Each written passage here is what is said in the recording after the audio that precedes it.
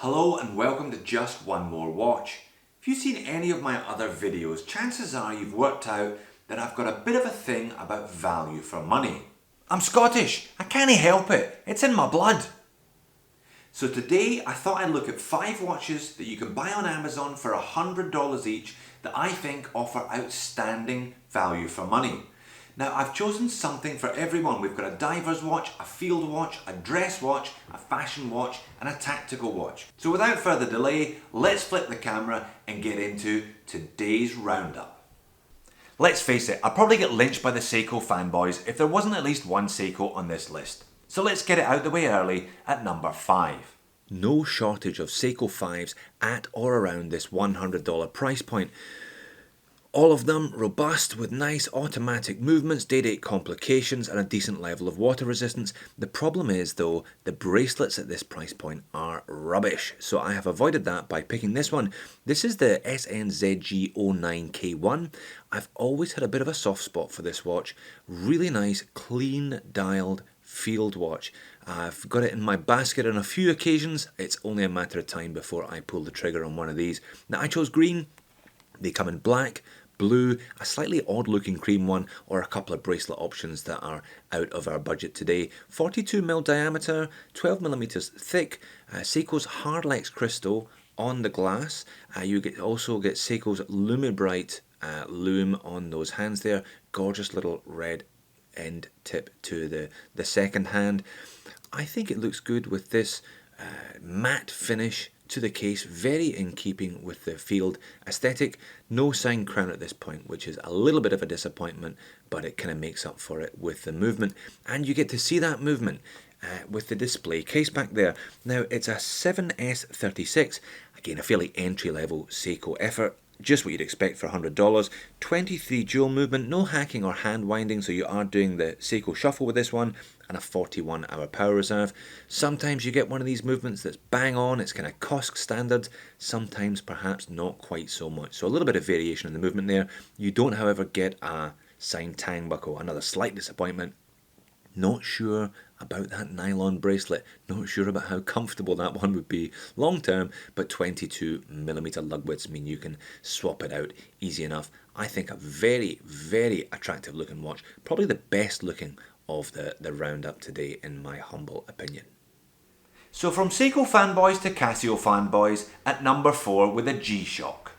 So next up, an obscenely well specified Casio G-Shock coming in just underneath our $100 price limit today.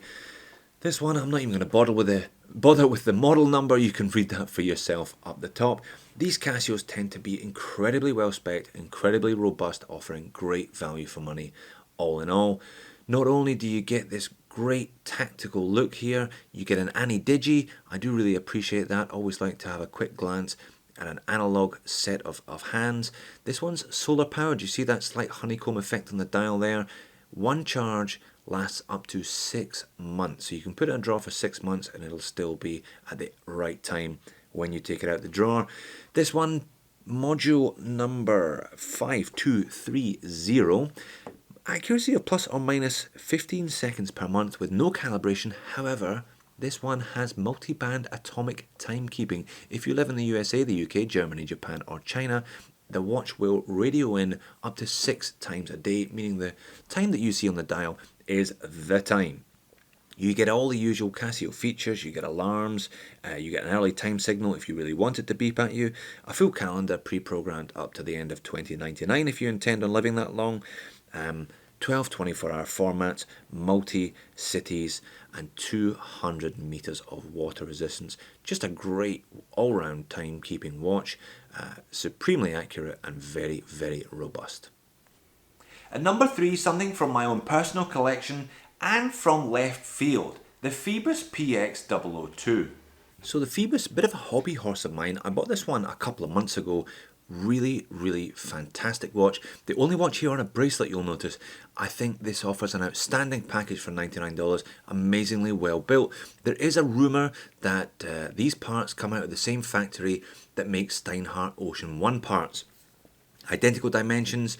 If you put the two watches side by side, it's not too much of a stretch to see that being a distinct possibility. So this is the PX002A. This is the green one. I think it looks nice, a really nice rich emerald green. They also do blue or a black if you want a slightly more conservative look. Swiss Quartz. Ronda 515 Swiss Quartz movement, a pretty basic three-hander plus date there with a little cyclops on the date. 316L stainless steel on the bracelet. Same again on the case itself. Now the bracelet has solid end links, amazingly well finished. Just beautiful, the fit and finish between the bracelet and the case itself. Great bezel action too, 120 click unidirectional bezel. 300 meters water resistance with a screw down crown there as well. Now disappointments, the lume isn't all that fantastic and the dial is a bit bland. It could really be doing with a logo of some description on there. Perhaps we'll see that on future Phoiboses.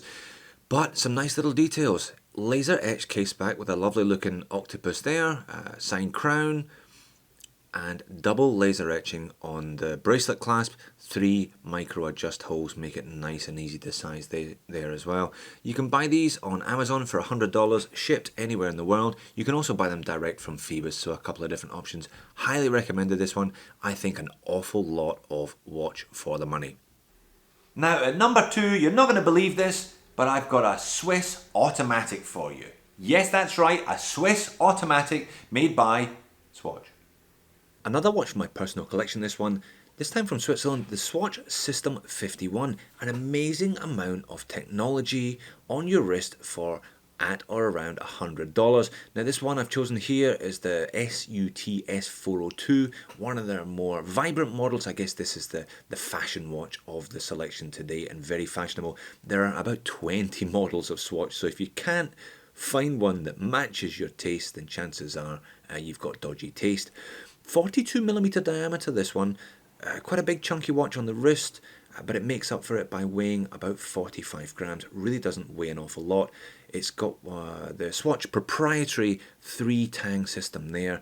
Really quite a comfortable rubber strap, but do make sure you wash that one quite often or they too tend to get a little bit fusty.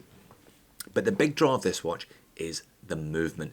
This is the first watch made in Switzerland entirely by machines. So we've got a country that had made its reputation as a watch manufacturer based on hand manufacturing everything, now making a watch entirely made by robots. 19 jewel movement, that one central screw there holds the whole thing together. There's a lot of videos, including one I did about my own System 51, a bidirectional rotor there, and you get to see all the nuts and bolts moving.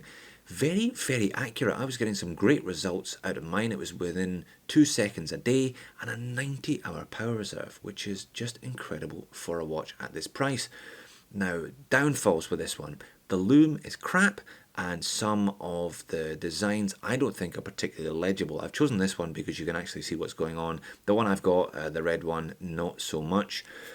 What else downsides? The glass, the plastic glass on these. The whole watch is very plasticky, but the glass is very scratch prone, so you'll need to buy a tub of Polywatch if you need one of these.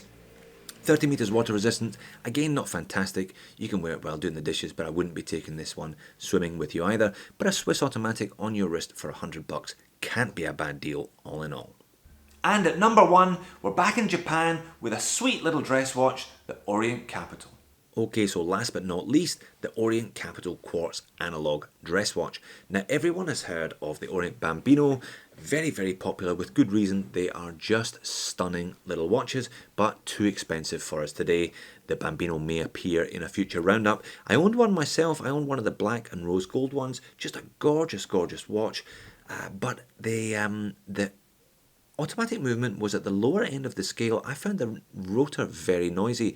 This one I think will quite suit the quartz movement. You get the look, but you get the convenience of quartz, accuracy of quartz, and the added bonus of a day-date complication as well. You do get the same lovely mid-century aesthetic and dimensions of the Bambino. 40mm in diameter, 8mm thick because of that super thin quartz movement.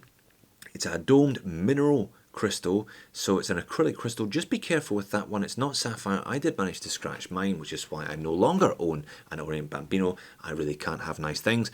And you get a 22mm lug width.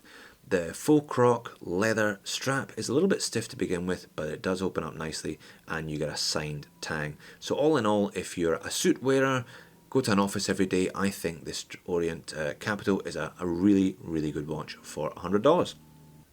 So there you have it. You don't have to spend more than $100 to get an awful lot of watch on your wrist. Thanks for watching, and I'll see you in the next video.